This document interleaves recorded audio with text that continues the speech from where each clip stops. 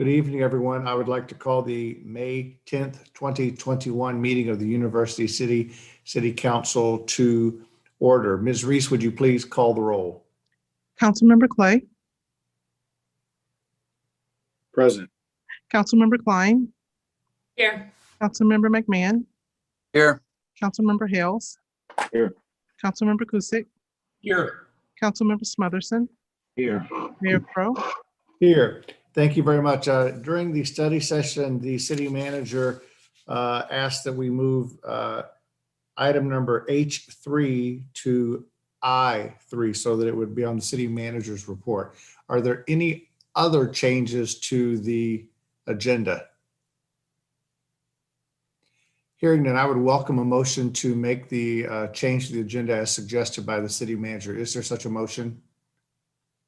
Motion made by Mr. Hale, seconded by Mr. Clay. Is there discussion? Hearing none, all those in favor, please signify by saying aye. Aye. Aye. Opposed? The ayes have it. You have in your packet the proclamation for Arbor Day, which we have done on a regular basis in University City. So I will leave that to the city clerk to provide to the public, and we appreciate having the opportunity to make that proclamation yet again. You have before you the joint study session minutes with the Renaming Streets and Parks Task Force from April 26, 2021. Is there a motion to approve? Motion made by Ms. Klein, seconded by Mr. Smotherson. Is there discussion? Hearing none, all those in favor, please signify by saying aye. Aye. Opposed? The ayes have it. You have before you the April 26th regular meeting minutes. Is there a motion to approve? So moved. Motion made by Mr. Smotherson, seconded by Mr. Clay. Is there discussion? Hearing none, all those in favor, please signify by saying aye. Aye. Aye. Opposed? The ayes have it. You have in your packet that John Roman was sworn in the Urban Forestry Commission and Bobette Patton was sworn in the EDRST. To all the citizens, thank you again for your participation. The city clerk has provided us with all of the citizen comments that were provided to her no later than 12 p.m. With their name and address provided. So thank you again for providing those to us. We hope that it won't be long before we are able to meet again in person, but we will work through that as we try to determine the safest way, both for all of you as citizens and speakers, and then for the council and our employees as well. You have before you the consent agenda as amended, which is, sorry, I'm getting feedback now. I apologize. We should all mute. Okay. And by the way, you can make your motions by your hand if you'll even just do that if some of you are muted. But you have before you the consent agenda, which is items H1, H2, and H4. Is there a motion to approve the consent agenda? Motion made by Mr. Hale, seconded by Mr. Smotherson. Is there discussion? Hearing none, if you would unmute, all those in favor, please signify by saying aye. Aye. Aye. Opposed? The ayes have it. Thank you very much. I apologize that we're having these technical difficulties to our citizens. I'll now turn it over to Mr. Rose for the city manager's report. Honorable Mayor and council members, this first item up under item I1 requests that the mayor and council consider closing out the grant with St. Louis County for waste reduction grant. And I believe Mr. Appleson is here to present this item. Mr. Apazlan? Hello. Yes, Mr. Rose. This item is about a grant that was received back in 2019. The grant objective is education in recycling. Recycling stream has contaminants these days that the processing plants cannot deal with due to stricter requirements in terms of what can be processed. And the grant had an aspect that dealt with education, more hands-on education to our residents. And this included opening up carts and examining materials and as necessary, rejecting collection. We discussed with the grant administration at the St. Louis County Department of Public Health Environmental Services Group that some of the aspects of the grant would not be preferred in University City. As the local hauler in University City, we did not prefer to reject loads on the curbside, or we did not opt in necessarily to examine the carts without our residents' permission. When we discussed the item with the grant administration, it went back to the effectiveness of this type of grant implementation.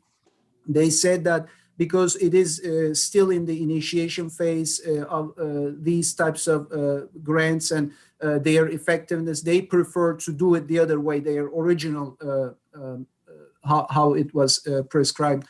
So we were not able to reach an agreement, although the educational part of the grant was fulfilled more by our local efforts. The grant administrator said this would be, at this point, a good decision, a good suggestion by them would be to close this grant out and in another future grant round, apply for a grant that would reflect better our community's preferences in terms of an opt-in, opt-out type of examination for our residences, as well as not rejecting loads and get that started and implemented in University City.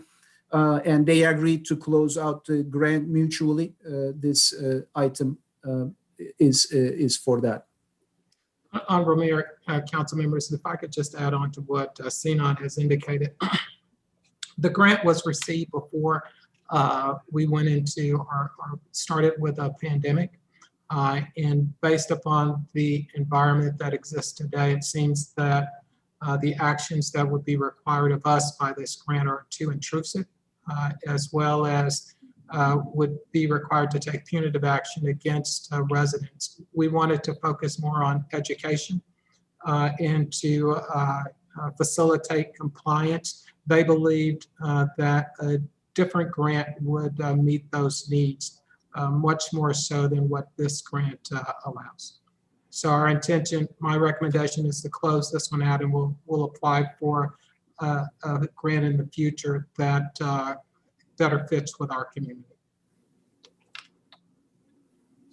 So before we move forward, is there a motion to close out the 2019 St. Louis County Department of Public Health Recycling and Contamination Grant? Such a motion?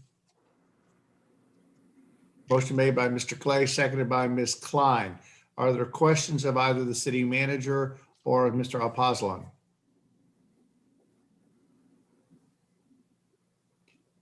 Hearing none, if you will unmute, all those in favor, please signify by saying aye. Aye. Opposed? The ayes have it. Mr. Rose. Honorable Mayor and council members, the next item asks that you consider a conditional use permit, and I believe Mr. Cross is on to present this item. Yes, thank you, City Manager Rose. Good evening, Mayor Crow and members of council. As Mr. Rose had indicated, this is a conditional use permit request that's required in accordance to section 400-690 of our zoning ordinance. Within the public activity district, private schools are required to apply for and obtain a conditional use permit prior to establishment and operation. As a result, Torah Prep has come before the city to apply for this conditional use permit at the property commonly known as 8136 Groby Road. I think we all know it's McNair School. Even though the use it basically mirrors what was already there, I think the city thought it was the best practice to go ahead and move forward to ensure we're consistent with our ordinance and have them apply for this conditional use permit that appeared before the Plan Commission for their required public hearing and recommendation back on May 6th. As a result, staff and the applicants took this before the Planning Commission on May 6th and they heard the testimony of the request. And based upon what they heard as part of the application process, the Planning Commission did make a recommendation of approval of this conditional use permit for Torah Prep to establish and operate a private school at the property, commonly known as 8136 Groby Road. Just a little background in terms of any public participation. There were, I believe, well over 35 letters of support for this request. There were a couple of residents that were allowed to ask their questions. The primary concerns obviously are, what was the traffic impact going to be with this new use? And as I had indicated, this mirrors the prior use. So the part of the discussion was that it wouldn't have a negative impact on the community, which was one of the findings of fact that the Plan Commission considered as part of their recommendation. So as a result, we're bringing this before you tonight with the recommendation of approval from the Plan Commission of this conditional use permit for the Torah Prep request to establish and operate a private school. And I'd be happy to answer any questions that you have. Thank you. Prior to any questions, is there a motion to approve? Motion made by Mr. Hales, seconded by Mr. Clay. Is there a discussion or questions from members of council to either Mr. Cross or to Mr. Rose? Mr. Hales. Just one brief statement to add to what Mr. Cross said. The commission did vote unanimously on it. So. Any other questions of, excuse me, Mr. Kusick? Mayor Crowe, I would just like to make a comment, and that would be to welcome Torah Prep to the neighborhood. Okay. Thank you very much. Is there any other question or comment by members of council? If not, would you please unmute, and those in favor of the motion, please signify by saying aye. Aye. Aye. Opposed? The ayes have it. Thank you very much. We'll now move to the new item, I3, Army Corps of Engineers. Mr. Rose. Honorable Mayor and council members, this item asks that you consider the approval of the second and final payment of $325,000 to the Army Corps of Engineers related to the River to Pears project. Again, these funds are reimbursed by the Metropolitan Sewer District. Mr. Alplasan, anything to add on to that? No, Mr. Rose, as you have described this, the remaining funding of the $325,000 is intended to fund the activities of the Army Corps as they have presented today to you from the tentatively selected plan completion, and then further design from there up to their final report in early to mid 2023 to City Council. Thank you. May we have a motion, please, on the item? Or I haven't done that yet, am I? Correct. You have not. Okay, is there a motion? So moved. Motion made by Mr. Smothers and seconded by Mr. Clay. Thank you. It takes a village. Are there questions or comments? Mr. Kusick. Thank you, Mayor Crowe. Mr. Rose, you said this is the second final payment. Correct me if I'm wrong, but I thought the first payment was only $150,000 and that this would be the second payment and that we still would owe them $150,000. Honorable Mayor, Councilmember Kusick, the payments were divided into two payments. The first payment, I believe, was around February of $325,000. Those funds have been reimbursed to the city at this point, and what you're considering tonight is the second and final payment. Thank you. And then in light of the extensive questions that the Commission on Stormwater issues brought up, can we discuss further with the Commission on working closer with the Army Corps of Engineers to alleviate some of their questions and concerns about flood mitigation levels and stuff like that? Honorable Mayor and Councilmember Cusick, certainly we can encourage the Army Corps of Engineers to continue to work with the commission on stormwater issues to resolve any issues of concern that they might have. Any other questions of Mr. Rose or Mr. Apaslan? Hearing none, all those in favor, if you'll turn off your mutes, please. All those in favor, please signify by saying aye. Aye. Opposed? The ayes have it. And I do apologize. I need to go back and do at least one little bit of cleanup. I got everybody's motion and second and vote on amending the agenda. And then I did not call for a vote on the agenda as amended. So can I have a motion to approve the agenda as amended? So moved. Thank you, Mr. Smothers. Mr. Clay, thank you. Seconded it. Those in favor, please signify by saying aye. Aye.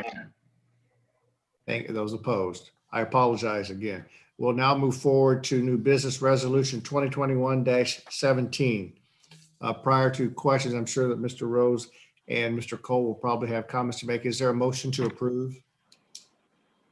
Motion made by Mr. Clay. Is there a second? Seconded by Ms. Klein. Mr. Rose.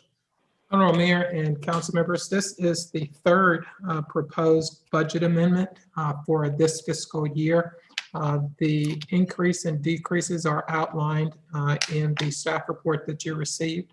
And myself, as well as Finance Director Keith Cole, are here to respond to any questions that you have. Are there questions of Mr. Rose or Mr. Cole regarding this budget amendment? Mr. Clay. Yes, thank you, Mayor Crowe. Director Cole, could you, I was a little bit unclear on item 6, the park recreation and forestry. The 250,000, I think, associated with that and how that's working.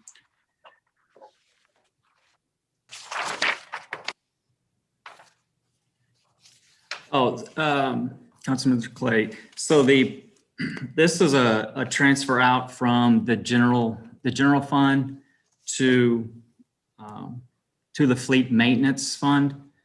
So this is coming out. So under the Parks Director Dunkel is overseeing the fleet maintenance.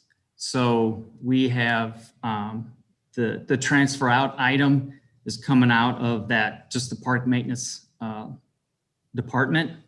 So then you'll see a transfer in on the fleet maintenance fund of the 250,000. So that is on the fleet maintenance side, that is covering the operations costs. Okay, yeah, I'm just curious, did something happen? That seems like a larger amount, much larger than some of the other amounts. And I was just curious, did something happen unusual there? No, I mean, it's just basically, it just represents the, for the remaining last 2 months, we're averaging about 125,000 a month. So we're just 69,000 of it is personnel services, and then the remaining 56,000 just goes toward contractual services and stuff. There's nothing that's that stands out that is being overexpensed. It's just our normal, just the daily operations for the fleet. Okay. Honorable Mayor, Councilmember Clay, there was no major interruption of services that fleet provides to the rest of the organization.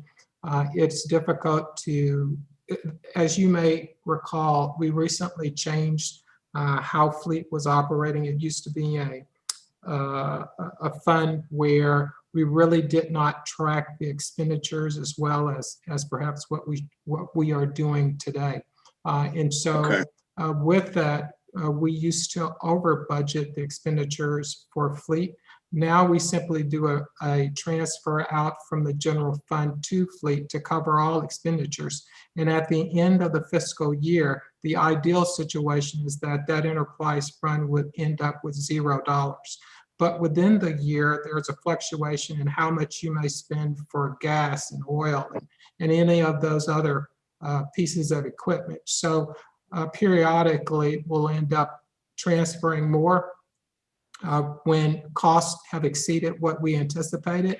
And in the reverse, if costs are less than what we anticipate, we're able to transfer some of those back to the general fund, or simply keep them in the fund balance and transfer less in the future fiscal years. So the difference in what we've seen in prior years is how we're accounting for fleet services now, It's a both from an organizational perspective and a budgetary perspective.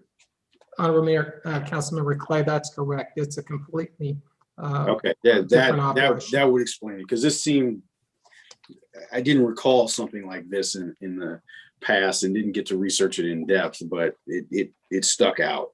So, okay, that makes more sense. Thank you. Questions from my colleagues? I only have one, and that is on actually item just number one right up front. It says decrease in safer grant of 600,000 due to anticipated receiving more funds. I'm assuming this means that we thought we were getting more and we got a lot less. Honorable Mayor, that is correct. We believe that we were going to receive, I want to say 1.2. Is That's that right? And so we got 650,000 less than what we had anticipated.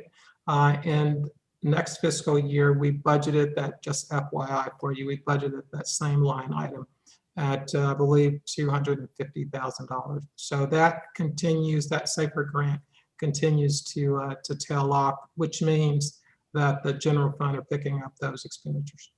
Okay. Other questions? Hearing none, if you would unmute, all those in favor of resolution 2021-7, signify by saying aye. Aye. Opposed? The ayes have it. Thank you very much. We'll now move to council reports and business. Does anyone have any reports they would like to make this evening?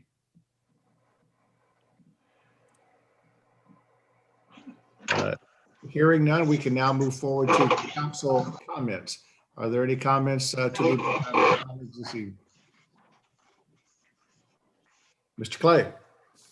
Thank you, Mayor Crow. Just wanted to remind the community and City Manager Rose, I may look to you if I'm speaking in error, but we are hosting COVID vaccination clinics, correct?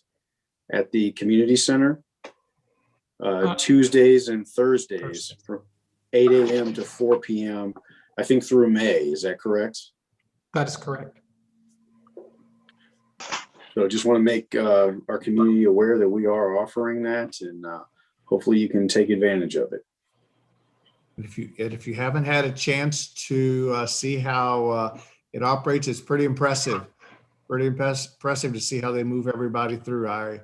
When I've been there, the wait time is only as long as it takes you to fill out the paperwork and to move through the system, and then to wait your 15 minutes and go home. So it's really been a very effective and efficient process directed by our fire department and staff. Anyone else? Mr. Smotherson. Thank you, Mayor Crow. I'll be brief with this. I just wanted to remind us and just make the statement that, you know, we're at a critical stage in this development, and that's the Olive 170 development. And my discussion tonight is about promises and making sure that we keep those promises. That's part of that development agreement. And, you know, first of all, the $10 million to the third ward, but specifically what I wanted to actually mention is also involvement with employment for third ward residents. And I'm going to read something, just a part of something right now. And I've sent this to all of you, or I asked Loree to send this to all of you. And I'm just going to read one part of this, and that is the qualification. This is a young lady that lives right on Sheridan, a block away from where all of this development is going to be happening. And she lives in the third ward. And what she says is that my firm is 100% minority and women-owned firm, MBE, WBE, certified as an MBE and WBE by the City of St. Louis, Lambert, and the State of Missouri, and certified nationally as an MBE by Mid-State Minority Supplier Development Council. My firm is certified as business consultants, technical writers, and in general management. I am personally certified as a construction document technologist by the Construction Specifications Institute. And I also have concentrated my more than 10 years work in the St. Louis area as a business consultant on specifically developing and building minority and women-owned firms. One of the points stressed during the meeting regarding the project was priority involvement by the residents in the third ward. And I want to just make sure that we keep our promise in that regard, and just wanted to just bring that to the council and the city manager to making sure that that becomes part of this development from now throughout the entire process of this. So that's the end of my comments. Thank you. Thank you. Thank you. Mr. Hales. Thank you, Mayor Crow. In watching and reading some social media posts recently, we often get questions from time to time that are along the lines of like, well, this is what you're focused on. This is what you're doing. What all are you doing? And at the top of my head, I thought back to the many years that I watched these meetings, and I hope that this is of some benefit to the handful of citizens that are watching this currently. I remember these study sessions that we had tonight, that we had, I believe, last meeting. Many years ago, they were very sparse. We seem to have a study session almost every meeting, and I went back through it.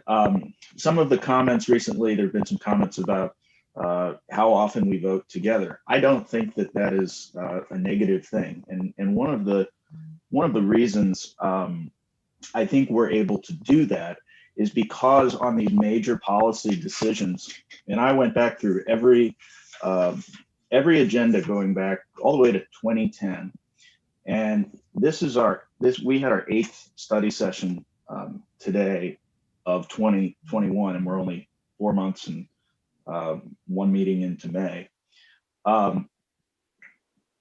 Because we're able to have these conversations in these work sessions, it helps us resolve and discuss these issues and get to a point where far more often than not, we are very much on the same page in terms of policy. And I just want to say, I think that is very much to the city manager's credit, as he has continually updating our study session schedule. But just for reference, I mean, going back 2011, there were 5 study sessions all year. 2014, there were 4 study sessions. 2015, there were 5. 2016, there were 8. And 3 of those were about the council having to choose a replacement for a vacated seat that Steve ultimately won in the November election. When the city manager got here, his first full year was 2018. That first year we had 18 study sessions.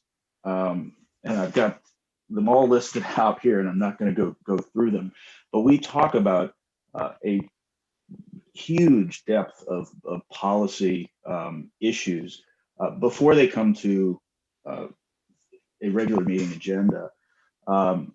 So 2019, we had 20, last year we had 17, and this year we've already had 8.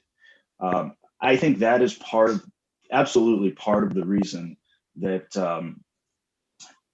that we do work very well together. And I think these study sessions, while it's another hour every Monday night, it's well worth it. And I think when you look at how well the city clerk has organized everything in the public documents, you can go through just a huge list of topics: stormwater task force, hotel feasibility, the police space needs analysis. There are many, many, many things that the city is working on, various departments are working on, that are all coming to us through these study sessions. And we get tons of information through that. In addition, we have incredibly detailed, our agenda packet for this meeting tonight, 136 pages. So the information is also being provided to all of us in great detail.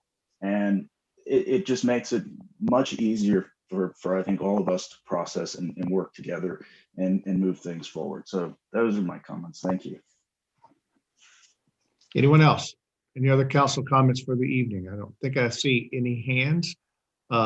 Seeing none, I would welcome a motion to go into closed session according to Missouri Revised Statute 610.021, legal actions, causes of action, or litigation involving a public governmental body and any confidential or privileged communications between that governmental body or its representatives or attorneys. Is there such a motion?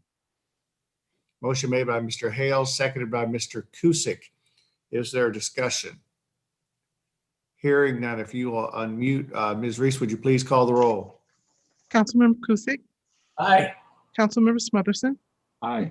Councilmember Clay, Aye. Councilmember Klein, Aye.